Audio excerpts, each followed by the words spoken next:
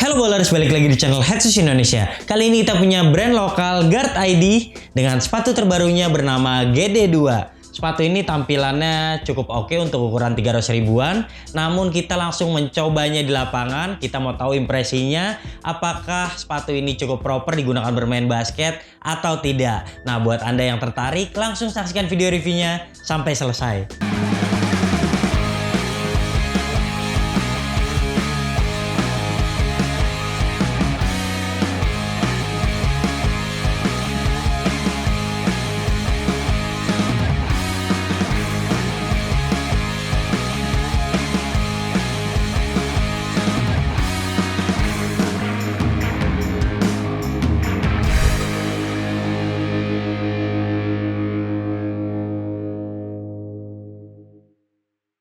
Oke, sebelumnya kita akan bahas tentang detail yang ada di sepatu ini. Nah, ini adalah rebranding, bukan produksi di dalam negeri, dan ada beberapa label yang hadir di sini seperti logo Guard di sini. Kemudian ada juga emblem di lidah seperti ini, sablon-sablonan yang bisa dibilang cukup tipis, dan kita lihat di bagian bawah ini traksinya mirip sama yang punya Bowler Bro yang BB Pro 1 yang juga bisa dibilang imitasinya Li-Ning seperti ini. Di bawahnya juga ada bagian seperti model Way of Weight. Nah, sisanya kita akan melihat seperti bagian banyak kulit seperti ini, mesh, dan juga ada apa ya? Tidak ada tag size sih di sini. Cuma ada size-nya di samping sini seperti tipis seperti ini. Dan udah itu aja, tidak banyak ornamen ataupun aksesoris tambahan pada sepatu ini. Dan kita juga akan mengomentari soal boxnya. Jika Anda membelinya langsung, maka Anda akan mendapatkan box standar seperti ini, dan ini semua orang juga bisa membeli box seperti ini dengan logo customize atau logonya masing-masing. Nah, di dalamnya juga ada kartu ucapan. Kita bisa melihat thank you for support local brand, walaupun sepatunya bukan dari produksi dalam negeri, tapi memang Guard ID itu adalah brand di Indonesia. Kemudian ada tagline-nya di sini, harga kaki 5, kualitas bintang 5. Agak kayak seafood pinggir jalan ya. Oke, dimulai dengan membahas traksinya dulu.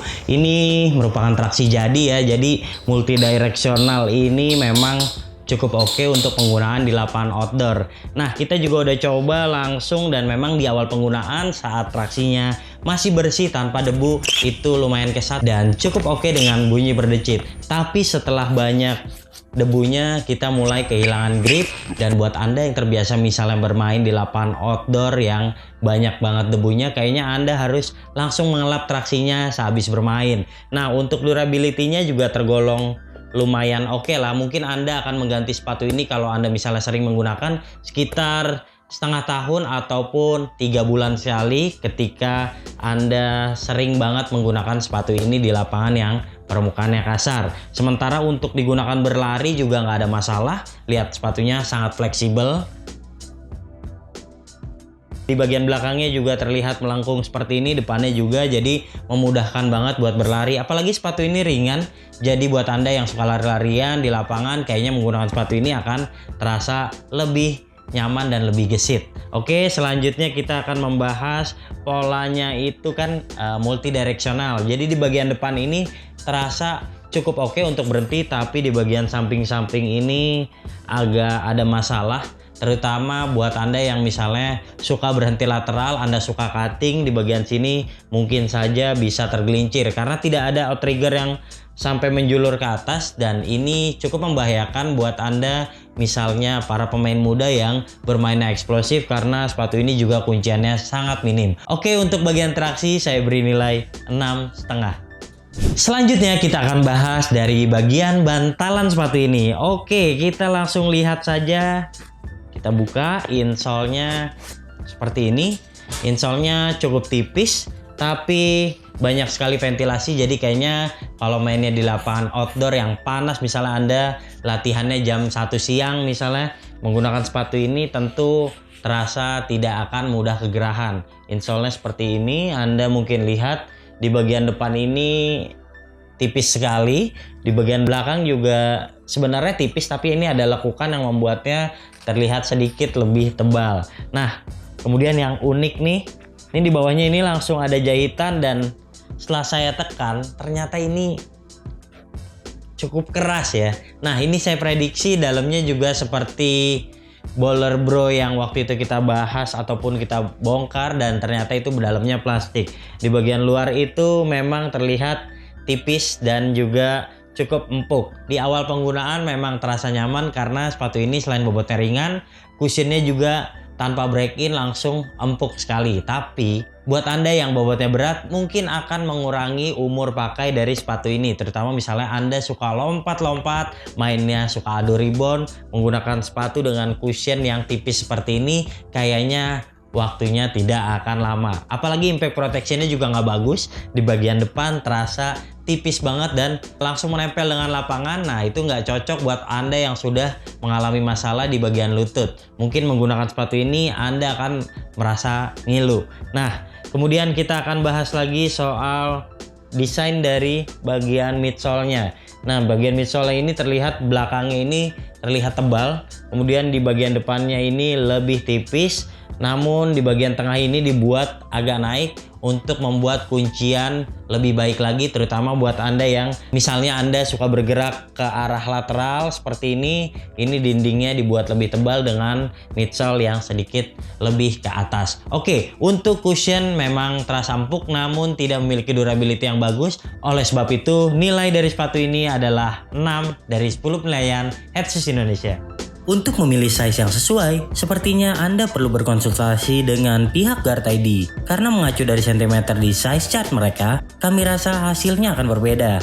Untuk ukuran 41 Euro kali ini, sama dengan Nike 42 dengan 26,5 cm. Ya, part ketiga kita akan bahas bahan atas dari sepatu ini. Untuk ukuran harga 300 ribuan dan itu juga mereka sudah untung, mungkin ini adalah bahan terendah ataupun bahan paling standar untuk membuat sepatu basket. Kita melihat bahan mesh di bagian depan ini cukup lunak, cukup fleksibel dan memang nyaman digunakan untuk kasual. Tapi untuk bermain basket kami membutuhkan sesuatu yang lebih kokoh, yang lebih menjaga kaki agar tidak mudah bergerak ke kanan, tidak mudah bergerak ke depan, sehingga akan membuat kaki kita mudah terkilir. Sementara dinding-dinding di bagian samping ini juga sangat tipis, bisa dilihat. Ini cukup membahayakan kalau Anda misalnya bermain eksplosif, Anda suka terbang-terbang dan mendarat, seandainya nanti terkilir seperti ini cukup membahayakan untuk karir Anda. Jadi memang sepatu murah itu biasanya menggunakan bahan yang basic, itu adalah konsekuensi dari material yang murah. Nah, kita bisa lihat di bagian belakang ini ada kulit sintetis yang cukup glossy, memang terkesan murahan sesuai harganya. Kita lihat di bagian belakang sini, dan tampilan bagian belakangnya ini sebenarnya tidak lurus. Kalau Anda lihat dan Anda mungkin nanti sudah beli dan Anda melihat bagian sepatu belakang ini agak gepeng seperti ini. Kayak juga dilihat di bagian kanannya ini juga tidak simetris. Kemudian pull tabnya juga cukup pendek di bagian sini. Sebenarnya tidak masalah jika tidak ada pull tab. Kemudian di bagian samping juga kita menemukan kulit sintetis yang cukup tebal, namun ternyata tidak sampai bagian depan. Jadi meshnya ini cukup bisa digerakkan ataupun melentur berlebihan seperti ini, dan itu juga akan membahayakan Anda saat Anda bermanuver. Nah, kemudian kita lihat lagi talinya sebenarnya cukup tebal dan juga memiliki tekstur yang oke. Saya paling menyukai di bagian atas sepatu ini justru dari kualitas talinya nih.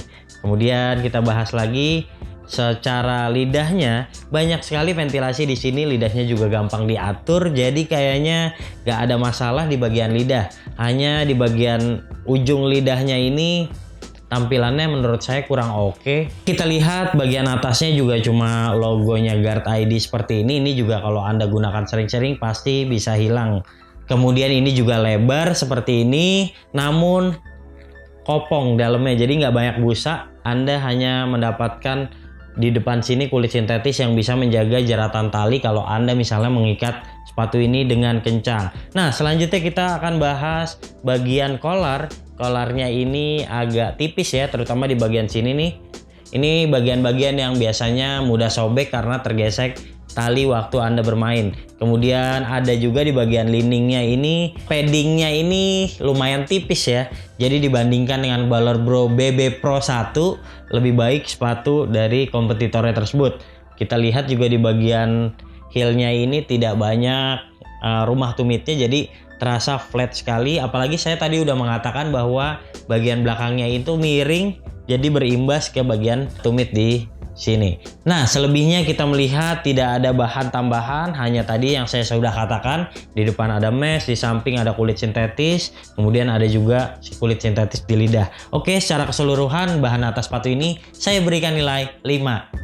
Kualitas lem-leman pada sepatu ini juga tergolong tidak rapih. Percobaan satu kali saja, Anda sudah bisa melihat banyak lem yang mulai terlihat keluar. Pembahasan terakhir tentu kuncian, dan buat Anda yang biasanya membeli sepatu dengan harga murah seperti ini, Anda tidak bisa berekspektasi banyak untuk aman di kaki Anda. Karena memang ini sejatinya hanya ditujukan buat para pemula yang ingin mencoba menggunakan sepatu basket untuk bermain standar ataupun biasa-biasa saja dan tidak kuat untuk menjaga Anda ketika bermain eksplosif.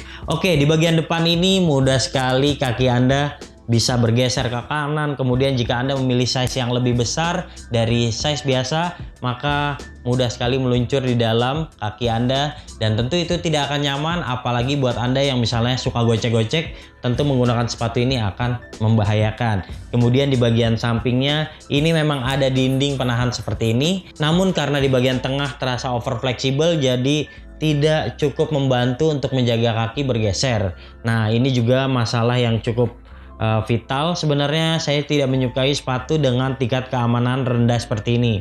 Nah, di bagian tengah Anda mungkin bisa mengikat talinya dengan kencang, cukup nyaman juga.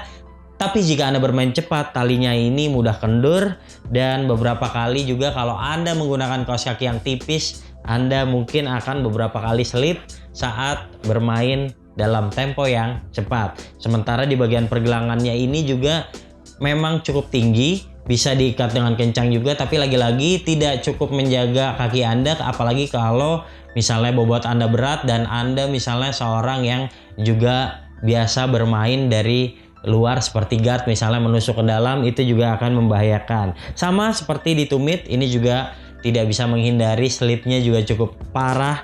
Hanya satu yang saya suka adalah ini ada support di bagian tengah seperti model-model flywire seperti ini, ada strap. Anda bisa mengikat talinya dengan sangat kencang, dan itu cukup menjaga sedikit untuk kuncian di bagian tengah. Secara keseluruhan saya mungkin menyukai karena karakter sepatu ini tidak terlalu sempit, jadi buat yang kakinya lebar dan Anda yang misalnya suka rebound, ini menapaknya cukup oke karena bisa dibilang telapaknya tergolong cukup lebar. Oke, secara keseluruhan memang impact protectionnya kurang, kemudian kestabilannya juga masih di bawah rata-rata. Namun buat Anda yang ingin mencoba sepatu ini untuk kegunaan misalnya bermain basket, Anda ingin belajar di lapangan komplek Anda, tidak ada masalah karena harganya juga cukup terjangkau. Oke, untuk kuncian secara keseluruhan nilai sepatu ini adalah 5.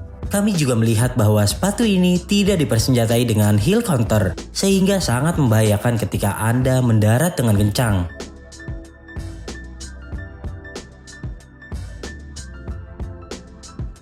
Oke, jadi ada seorang teman mengatakan kepada saya kalau Anda ingin berbisnis sepatu, Anda ingin mempunyai brand sendiri, namun tidak ingin mengeluarkan budget yang besar, maka Anda bisa mencontoh Guard ID ataupun Ballerbro yang bisa membeli sepatu dan mereka rebranding langsung seperti sepatu-sepatu jadi yang hadir saat ini. Nah, ini memang costnya lebih murah karena tidak membutuhkan Anda produksi molding sendiri, karena Anda harus memproduksi molding itu harganya besar sekali, bahkan dihitungnya per size. Jadi kalau misalnya beli seperti produksi dari Cina seperti ini kemudian di rebranding, itu akan menghadirkan cost yang lebih murah. Bahkan uniknya di sepatu ini, walaupun baru, namun harga launchingnya sudah ditulis dengan harga diskon. Itu mungkin hanya gimmick marketing, namun saya juga suka karena harganya cukup terjangkau. Jadi buat Anda yang ingin mencoba membeli sepatu basket, bisa start dari sepatu-sepatu seperti ini. Namun dengan demikian, sepatu ini bukanlah kompetitornya Ardiles ataupun Nakami Torch yang memang memproduksinya sendiri di dalam negeri. Kemudian mereka niat dengan memproduksi bagian upper, bagian desain bawah yang disesuaikan dengan karakter para newbie ataupun para pemain baru di Indonesia.